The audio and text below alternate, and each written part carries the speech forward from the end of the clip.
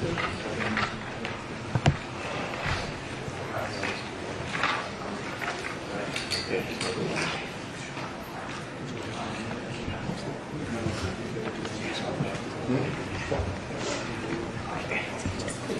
worries.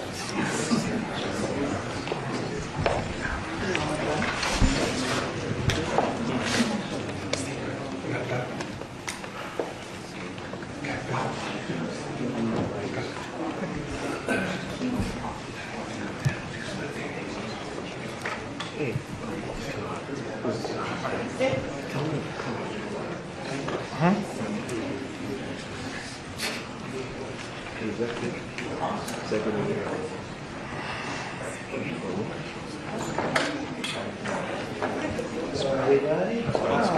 Oh, boy, what a group this is. These are the best.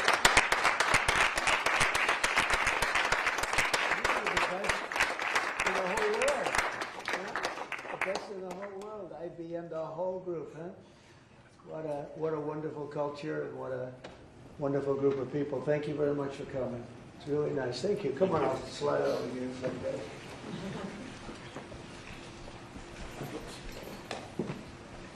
For the media, I will tell you, this is a serious group of people. Right? That's great. Thank you very much. Look at all of the, look at the people, huh?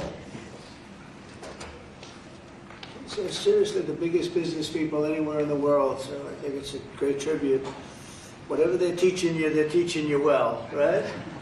Thank you very much, and welcome to the White House as we celebrate Diwali, because they said there has to be a very heavy emphasis on the V, Diwali, the beautiful Hindu festival of lights, and that's what it is. It's a great festival, and it's amazing people. I'm pleased to be joined by the Director of the National Intelligence, and a woman that's done a fantastic job, Tulsi Gabbard, whoever you may be, Tulsi. Hi, Tulsi. FBI Director Kash Patel, who's really hitting his stride. Kash, where's Kash? Right here. He's hitting his stride. That's the way we like it. Assistant Attorney General Harmeet Dillon. Harmeet? Right here, sir. Hi, Harmeet. And Pastor Paula White, who's been fantastic. She's been with us right from the beginning. We're greatly honored to be joined by the Indian Ambassador to the United States, Vinay Quatru. And it's very nice. You pronounce it perfectly. Ah, that's right. Oh, I wasn't too far off there. And his wonderful wife. And thank you very much. It's a great honor to have you. As well as our new ambassador to India. This is a nice, easy name, Sergio Bora. Congratulations, Sergio. You're going to do a fantastic job. And thanks as well to incredible Indian American business leaders, the biggest in the world, really. If you look at these companies, what they've done, the biggest in the world. CEO of IBM, Arvind Krishna, and Arvind, congratulations. I know you're working hard on a couple of jobs that I'm watching, and good luck with them, right? Yes. Good luck. It's amazing what you've done. Chairman and CEO of Adobe, and that Adobe is big stuff, and that's Shantanu Narayan. Thank you. Thank you very much, Shantanu. Nice to see you. Thank you very much. CEO of Micron Technology, we know what that is, Sanjay Marotta. Sanjay, nice to see you again. And CEO of Palo Alto Networks, Nikesh Arora. And I want to thank you very much for and great success. It's a hell of a group of people. And in addition to that, we have a lot of other tremendously successful people gathered. On behalf of all Americans, let me also extend our warmest wishes to the people of India. I just spoke to your Prime Minister today. We had a great conversation. We talk about trade, we talk about a lot of things, but mostly the world of trade. He's very interested in that. Although we did talk a little while ago about let's have no wars with Pakistan. And I think the fact that trade was involved, I was able to talk about that. And we have no war with Pakistan and India. That was a very, very good thing. But he's a great person, and he's become a great friend of mine over the years. In a few moments, we'll light the Diya as a symbol of faith in the victory of light over darkness. It's a beautiful term, light over darkness. That's what it's all about. It's knowledge over ignorance and good over evil.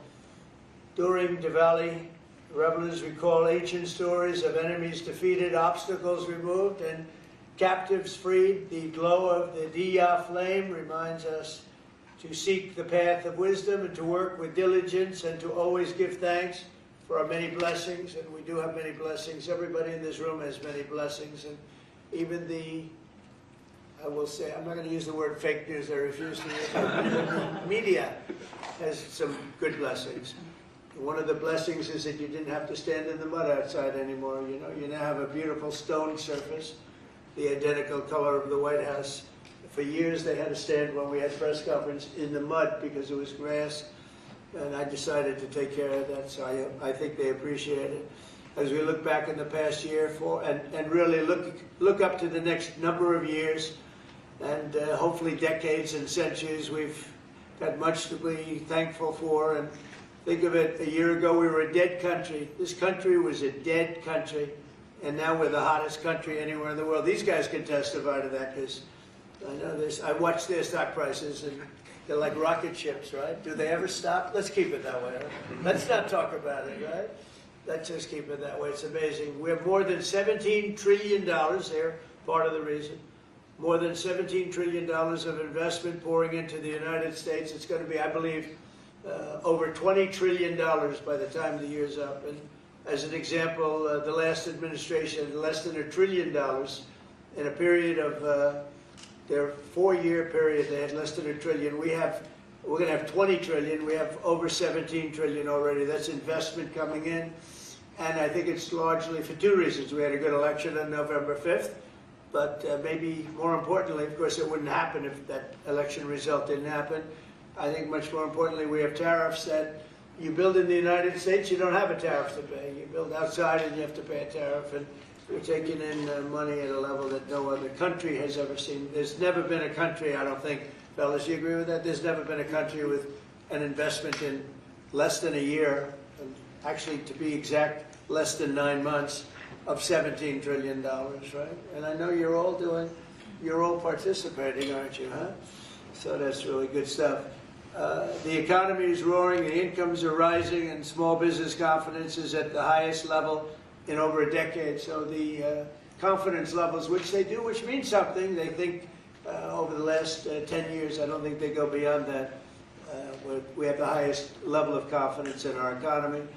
Gasoline prices are way down. Grocery prices are way down. Energy prices are way down. Mortgage rates are down. We have a real stiff at the Federal Reserve. I can't help that. But he's going to be leaving soon. And inflation has been defeated. But even though his rates are too high, the economy has been amazing. Our border is secure, totally secure. We had nobody in the last 4 months coming through illegally, which is actually hard to believe because, you know, they give me those numbers, but essentially it would be just about nobody. They actually say zero. That's actually hard to believe. You have zero when you had millions pouring across a year and a half ago, 2 years ago, but we have it down to practically nobody. And they are coming in, but they're coming in legally. And we're forging peace all over the world. We're putting America first. We're getting everybody to sort of get along. And I just got a call from the Middle East. We're doing very well there. We have many, many countries, as you know, signed on to peace in the Middle East, and nobody thought they'd ever see that happening. The Hamas situation, where they're pretty violent people, I would say. That we could put that out in 2 minutes. We're giving them a chance. You know, they agreed that they'd be very good, very straight. They wouldn't be killing people, and they have killed people. That wasn't the deal we made. But if they don't honor the deal, they'll be taken care of very quickly. But I'd rather not have to do that. But we have total peace in the Middle East. We have levels of friendship with everybody, and every countries that hated each other now love each other. Nobody ever saw anything like it. I think you guys are pretty surprised over here, right? You're surprised, but a lot of people are surprised. Are you guys surprised? Peace in the Middle East. You've been hearing about it for as long as you've been alive, and it's been a lot longer than that. You're still pretty young, but we have peace in the Middle East, and so as we light the Diya, we look forward to a new year and a greater peace and a greater everything for all of us. And we want tremendous success, tremendous health. We're doing a lot of things in the world of health. And the autism situation is is just crazy when you think of it. And you go back 20 years, it was 1 in 20,000, and now it's 1 in 12. Is that hard to believe? When I hear that number, it's not even believable.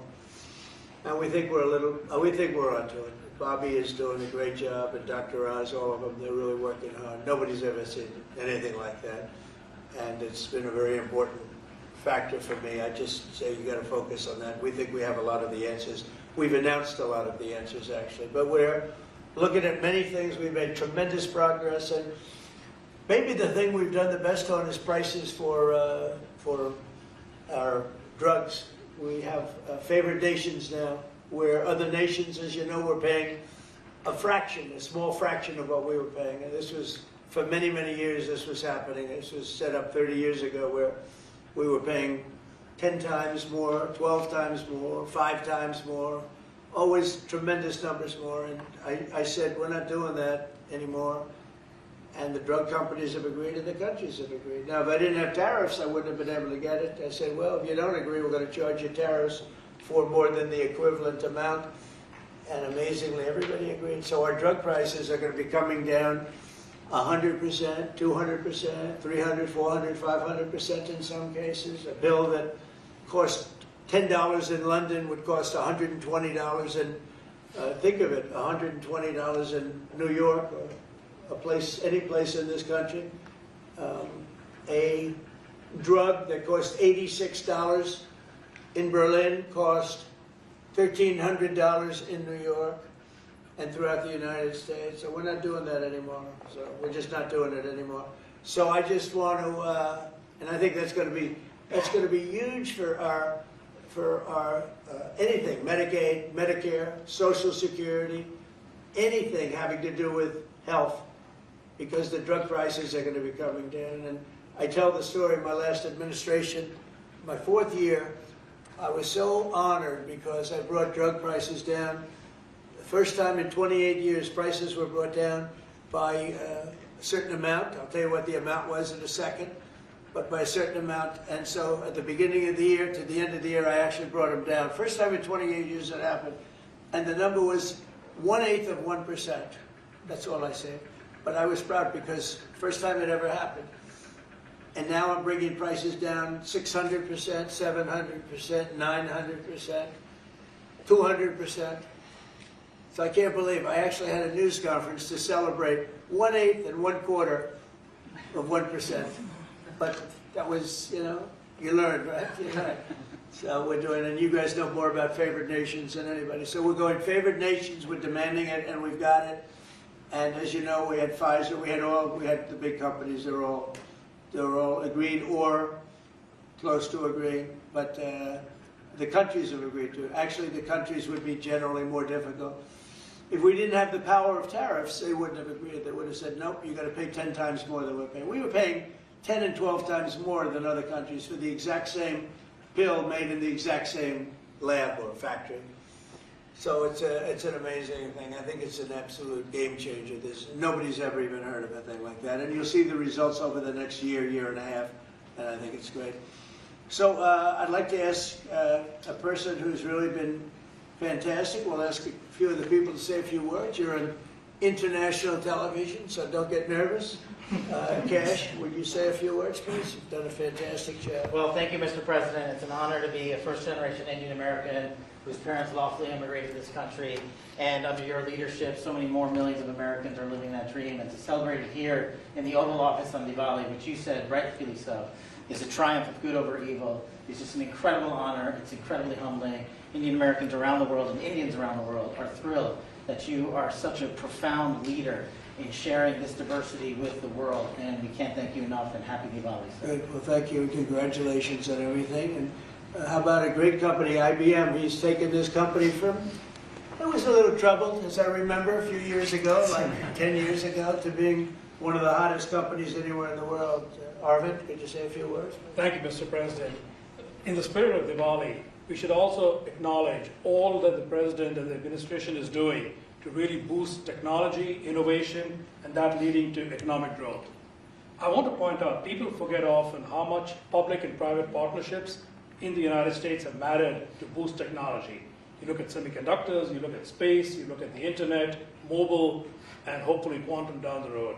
So, Mr. President, I'd like to thank you for all that you're doing to boost our technology leadership. Well, you have done amazingly, and I just think it's incredible. I know exactly what you've been through, because it was a troubled company until you came along, and you made it very untroubled. You made it a rocket ship, so I congratulate you. Thank you very much. We have a very, very great company, Adobe, and Shanta, could you say maybe a few words, please? Sure. Thank you, Thank Mr. you very President. much. And first, it's such an honor, to be here in the Oval Office and to celebrate Diwali, which for all of us growing up, as you pointed out, was, the victory over, triumph over evil, light over darkness. I think what you're doing, Mr. President, to have peace and prosperity and investment in this country is just amazing. And as a company, I think hopefully everybody here is using Photoshop in order to, take all these pictures. But I would really like to thank you for your leadership, and we will continue to invest in the U.S. to make sure that we continue to drive innovation. And your investment's been very large. So how much have you invested, and do you plan to invest in the U.S.? As far as our investment is concerned, it's all intellectual property, it's people, so we make everything here, so that's the software. That's good. And so we're a $20 billion revenue company now. We're one of the largest software companies in the world, and headquarters is Silicon Valley. So thank you, Mr. President. Fantastic job. How much are you investing IBM? $150 billion over the next 5 years. 150 billion, that's good. And Micron's doing pretty good. How's Micron doing? Okay? Pretty good. Mr. President, really a great honor to be here today celebrating Diwali with these excellent peers of ours from the tech industry. And Diwali stands for light, hope, renewal. And the United States is light to the rest of the world. And particularly on the renewal piece, I just want to really applaud you and your team in terms of bringing Renaissance's semiconductor manufacturing here to the U.S. So Micron is investing $200 billion, $200 billion. $200 billion in leading-edge memory manufacturing, and in the course of next few years, we'll have 40% of our manufacturing here in the U.S. And this will add, over the course of years, 90,000 jobs and $1.5 trillion impact to the economy. So we are very thankful to the support that we get from your team and Mr. President, from you, in terms of bringing memory here to the U.S. And memory is key with AI today, right? Yeah. You always talk about memory. I have a good memory. Those machines have a better memory, right? No matter what you do. Absolutely. That's fantastic, really fantastic. Nikesh, Palo Alto is a hot one. And tell me about that. Go ahead, please. Mr. President, thank you for having me here, and it's a pleasure and honor Great honor. to celebrate Diwali with you. As my colleagues have said, this is a triumph of good over evil and prosperity, and what you've done in the last 9 months in terms of making the United States one of the most business-friendly administrations and allowing us all an opportunity to go invest, not just in technology but in our people, is just amazing. We are now the largest cybersecurity company in the world, and we just recently, that's good. recently spent $25 billion in sourcing technology. So all cyber security is made in the United States, because we believe that the next bastion in the world is going to be cyber war, and we just want to make sure we are prepared as a country, and we make sure all of our companies and our critical infrastructure. Fantastic job. It's amazing what you've done. And all of these people, to me, they mean two things. Big investment, but the big investment I like because of jobs. It's a tremendous number of jobs that they've produced. Would you say a couple of things about your great company, please? Thank you, Mr. President. I'm with Stone Point Capital, private equity, which I'm sure you know, and we just raised a new $11.5 billion fund, and we obviously invest very heavily in financial services technology, and so it's actually an honor to be here in the Oval Office with you, and as a fellow Wingfoot member too, I'm always it's always a pleasure to be with you, and I got to tell you, you're the best president that I've ever seen, and we're so proud of you. Thank you. I'm glad I asked him to say that. Would you like to say something about the great job you're doing? Right here. Anybody back here? These are all incredible people that everybody looks, in the business world, everybody looks up to them. Please, go ahead. Would you like to say something? Thank you for your Go ahead, leadership. please. Thank you for your leadership. I love that. I love this. I didn't ask him. I'm running a tech business Thank for you. 21 years. We build products on AI and machine learning. Thank you, Mr. President. And it's going great, right? Yes. Good. How about over here? We have some very unshy people. How about saying a few words? Well, thank you, Mr. President. It's a tremendous honor to have supported you 3 times and been part of your administration. And on this day of Diwali, I say on behalf of the United States Department of Justice that the message of the triumph of good over evil and knowledge over ignorance and justice over injustice is something that your administration is personifying, and it's a tremendous honor to be part of it, and thank you very much for including us here today. And you're at the DOJ and doing a fantastic job. Thank you, sir. Sure. She's doing a good job, Gosh, right? And Tulsi, we know, is doing a good job. What do you think, Tulsi? Yes, sir. Thank you very much. You are doing today what you have done throughout your time in service, is bringing people together from all across the country and all different backgrounds. And this day is, of course, very special to so many of us because while it is the celebration of hope and light and renewal, we can never forget that the source of that hope, light, and renewal comes from God's love for every single one of us. And so today we celebrate God, His love, and the blessings that He has shared with all of us. Fantastic. Thank you all very much. Anybody like to say anything? Or would you like to say something, please? Mr. President, let me start first of all by expressing a deep sense of gratitude for opening up White House, Oval Office, your home, to mark Diwali's Festival of Lights, which is celebrated by over 1/5 of humanity. And as Cass said, you are showcasing the strength of diversity through this celebration. So it's truly a great honor, and thank you very much for that. May I also, on behalf of my Prime Minister and my own behalf, wish you and your loved one a very, very happy Diwali greetings, particularly to over 5 million strong Indian diaspora in the US. Right. And may I close by making a wish, which is normally we do for Diwali. We wish that the light of Diwali continues to shine on your success and on the strength of India-US partnership. Thank you very much. Spoke to him today. He's doing well. And your country is doing very well, you know that. Thank you, Mr. President. So we're supposed to light something, but I thought maybe because he's had such an outstanding year, I'm going to ask Arvind to maybe do the honors. Can you handle it for me, Arvind? I think you might do a better job than me. So if you could take care of that, it'd be great.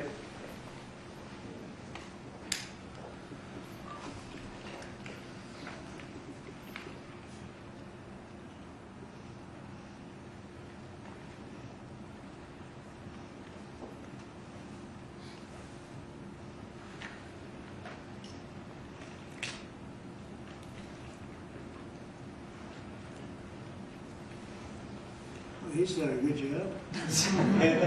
I didn't know you were supposed to do that. I'm glad I asked him to do it.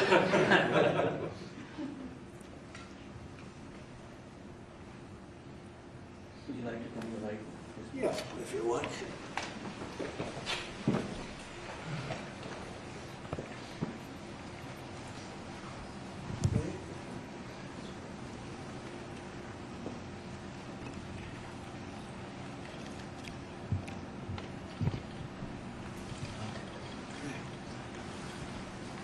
Thank you, Mr. President. Thank you all. Thank you.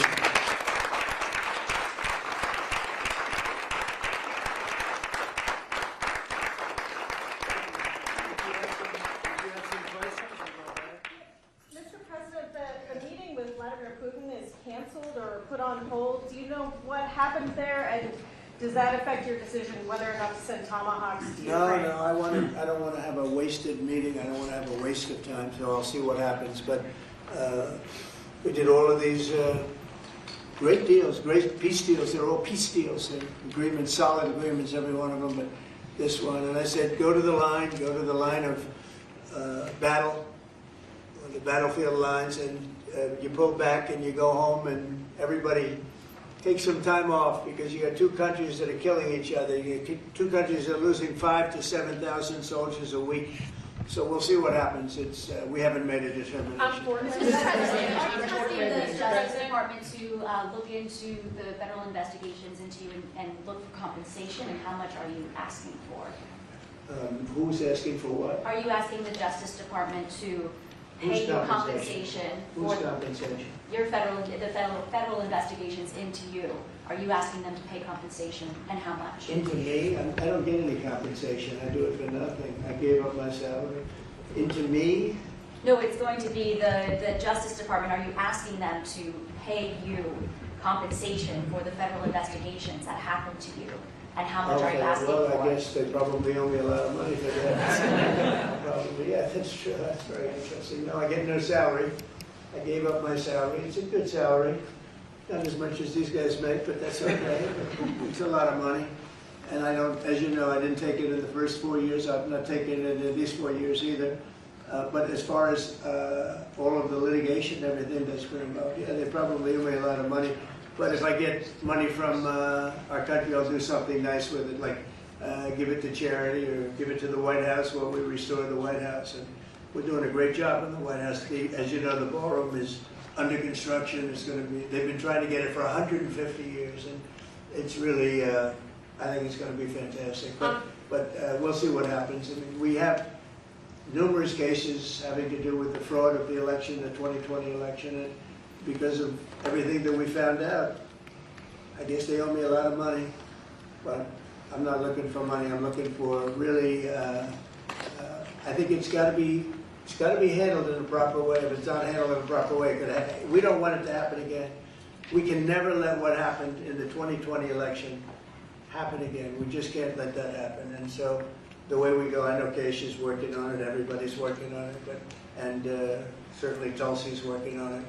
We can't let that happen again to our country. Look at what's happened where you have millions of people being allowed to come into our country, all because of a crooked election, where they come from prisons, they come from jails, they come from mental institutions and insane asylums, they're drug dealers. The people that they've allowed to come into our country. We cleaned them out in Washington, D.C. We have a very safe capital right now. We have a capital that's as safe as it can be. But I don't know. I mean, you'd have to ask the lawyers about that. Mr. President, what did you hear from the Kremlin? Mr. President, a comment and a question, please, for you. First of all, you have just 1 billion plus hearts around the globe, including in India, by celebrating the Diwali in the White House right here. And my other comment is, Mr. President, I like his question, all right. In February, you and the White House staff gave a warm welcome to the Prime Minister of India, Mr. Narendra Modi. And after that, I decided to make a short trip to India for you. How popular you are in India. And I went there in a holiest also festival there. Millions of people were there. And also Prime Minister Narendra Modi was addressing a media event, 5,000 people. I was one of them there listening to him. And when I went to several states in India, what I found out, Mr. President, 3 people are most popular there. Prime Minister Narendra Modi, President Donald Trump, Mr. Kash Patel, and also with the surprise, our White House Press Secretary, Caroline Levitt. She's doing good, good. She is doing good. And Mr. President, my question is, you had a great relationship with the people of India when you visited India, and with the Prime Minister of India, Narendra Modi, and also with the Indian American community. Where do we stand today, all those relations from 45 to 47 in the future, Mr. President? Please, thank you. We stand great, and the people of India, I love the people of India, and we're working on some great deals between our countries. I spoke to the Prime Minister Modi today, as I mentioned before, and we just have a very good relationship. And he's not going to buy much oil from Russia. He wants to see that war end as much as I do. He wants to see the war end with Russia, Ukraine. And as you know, they're not going to be buying too much oil. So they've cut it way back, and they're continuing to cut it way back. Mr. President, An appeals court recently ruled that you can send the National Guard into Yeah. Portland, Oregon. Do you feel unfettered to send the National Guard into whatever city you want now? Well, I guess that was the decision that I can send the National Guard if I see problems. I looked at Portland over the weekend. The place is burning down, just burning down. We weren't there, but we didn't spend much time there because we were waiting for that decision. But the court, probably maybe that influenced the court. But you look at a place like Portland, it's ridiculous when they say that there's no problem. The place was on fire over the weekend. But we won the case in Court of Appeals. I think it was the Ninth Circuit, so that's pretty good. And a very strong opinion that we have the right to use the National Guard. You would think that would be common sense. We have the right to use the National Guard to put out trouble. Well, that's how I got elected. One of the reasons I got elected. Mr. President, what changed your mind after talking to Vladimir Putin between then and now? Why did you think that the Budapest summit might be wasted time? Well, I didn't say anything. I didn't say it would. And, you never know what's going to happen. But a lot of things are happening on that front, on the war front with Ukraine and Russia. And we'll be notifying you over the next 2 days as to what we're doing. Did you hear something? A lot of things are happening. Did you hear something? I think we're going to get it solved. Yeah, please. Mr. President, on Ukraine, do you still see a chance for a ceasefire? And what is Putin asking for? Do you still see a chance for a ceasefire? And what is Putin asking for? I do. It's a vicious war. It doesn't really affect us. We sell equipment to them. We sell equipment to NATO. And NATO gives it to Ukraine, but we don't pay anything anymore. Biden spent $350 billion. The war would have never happened if I were president. Would have never, not even a million years. And Putin knows that too. Would have never happened. But it did happen, and I came in, and I have to see if I can put it out. But it doesn't affect us because we're not losing soldiers there. Although, when I first came in, that could have ended up, it's not going to happen, but it could have ended up in World War III. That was really out of control. So now it's they're shooting and they're killing people, and I think Putin wants it to end, and I think Zelensky wants it to end, and I think it's going to end. What is that? Is that rumor that he reached out to you about meeting on the government shutdown? Will you meet with him before you leave for Asia on Friday? Well, I will actually. I'd love to meet with them. I just want them to open up the country first. The country is so hot right now, and they've never voted against, continuation. They've never voted against. They've never done that. They're doing this because they have Trump derangement syndrome. But I would love to meet. I would like to meet with both of them. But I set one little caveat. I will only meet if they let the country open. They have to let the country open. The people want to go back to work. They want to be served. They need the services of some people, and a lot of people need the money, the payroll. So I'll do it as soon as they open up the country. I'd like to meet. So you won't meet with them, just to be clear, you won't meet with them until the government's open. The government has to be open, yeah. Mr. President. You know how long it would take for them to do that? Just say, okay, government's open, that's it. There is nothing. How long They're do you not think it's gonna negotiating. go? What they're doing is saying they lost the negotiation when we got the great big beautiful deal done. They lost that negotiation. Now they're saying, well, we want to get some of the things we lost. But the problem is the things they lost are very bad for our country. We don't want to have people come over from all over the world, from prisons and all, and have their health care paid for. We want to take care of people that are American citizens and all. So they want $1.5 trillion of money to be wasted and jeopardize the health care of other people. We're not going to do that. So I would love to meet with them. We want the country open first. Mr. President, a new poll shows that if Curtis Sliwa dropped out of the New York mayoral race, then Andrew Cuomo would only trail Mondani by 4 points. Would you call Curtis Sliwa to drop out of the race so that can happen?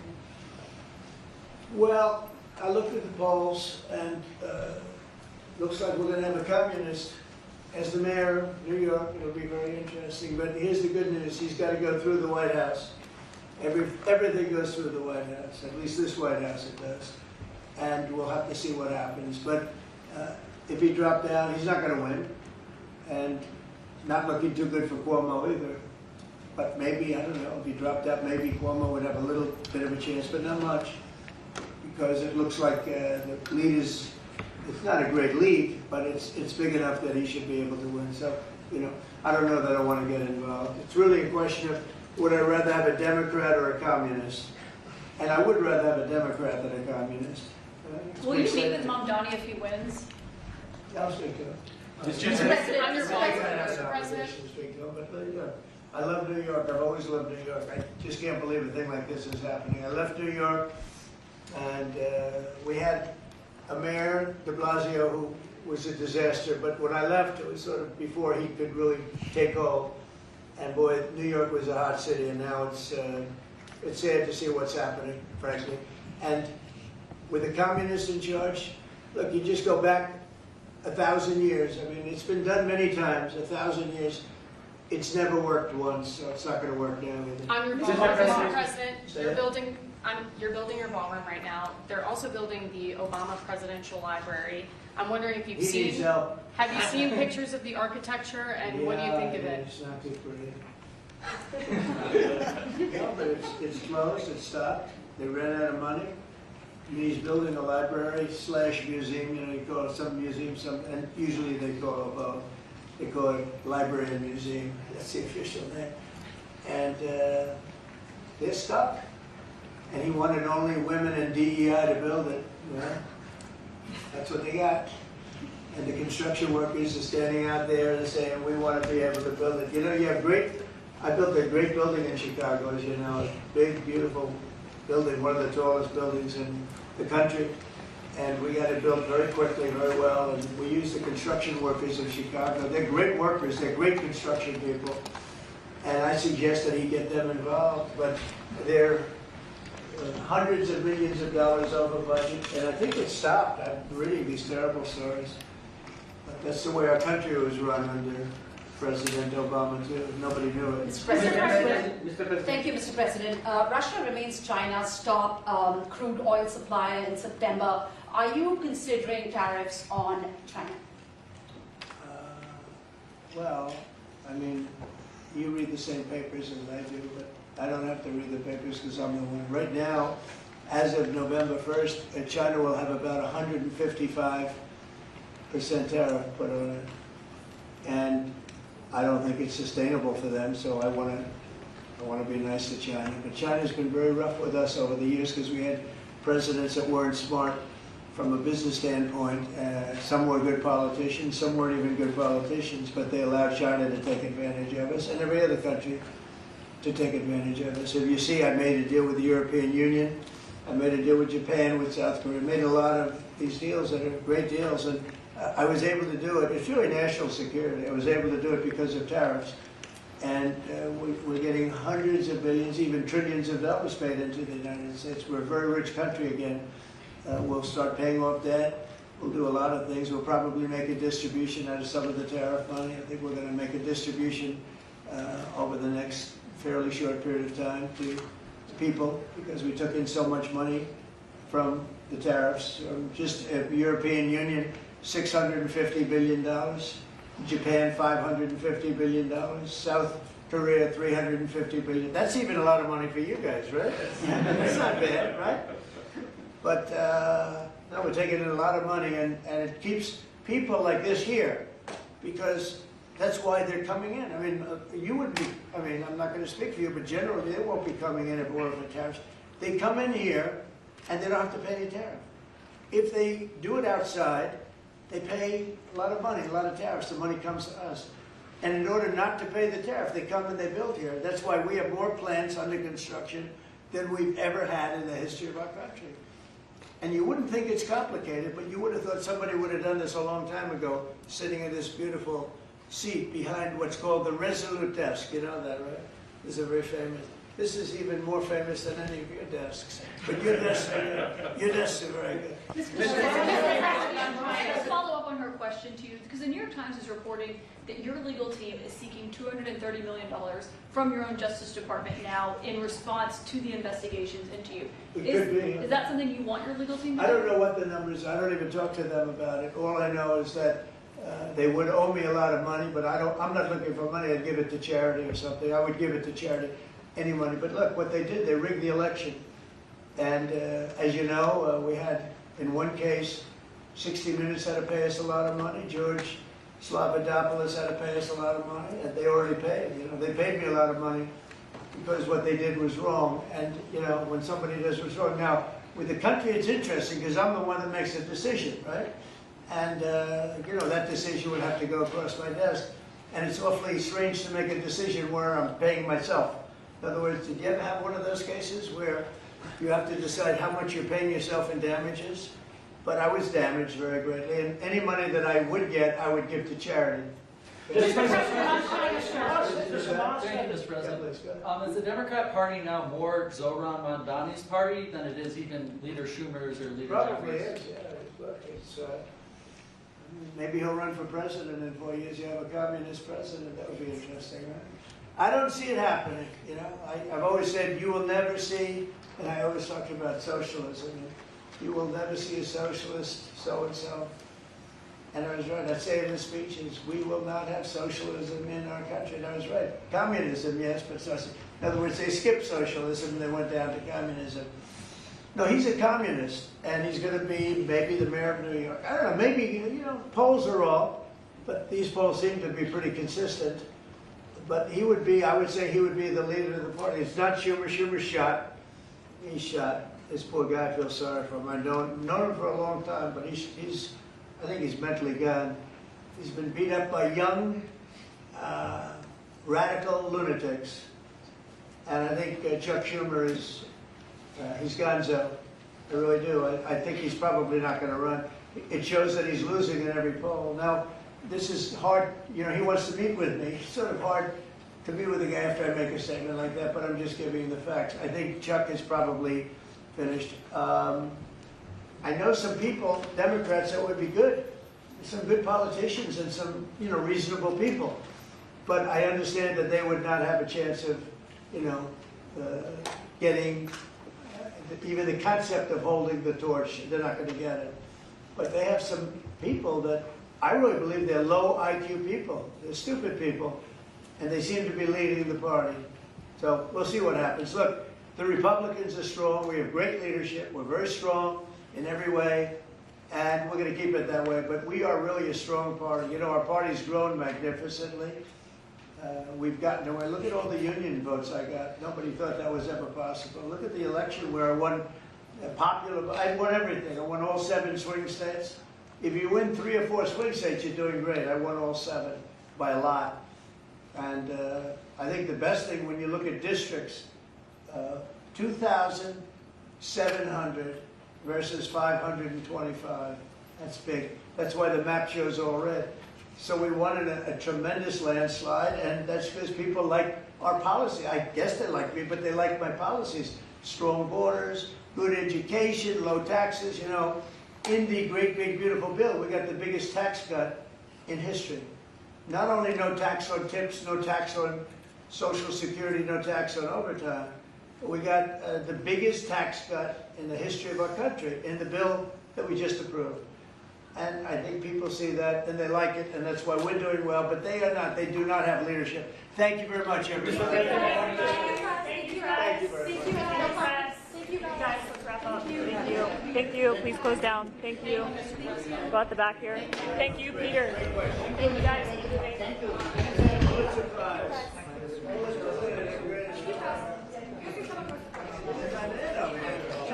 Think what's